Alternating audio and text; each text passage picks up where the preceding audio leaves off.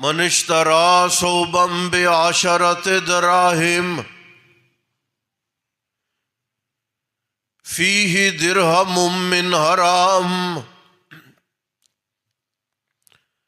ایک آدمی ہے، اس نے 10 درہم کا کپڑا لیا ہے، 10 درہم کا.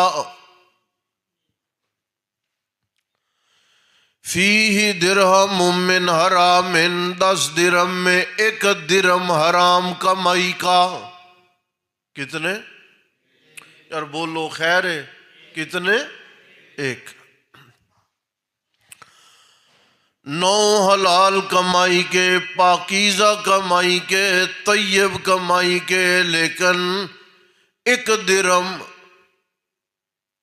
حرام کمائی کا.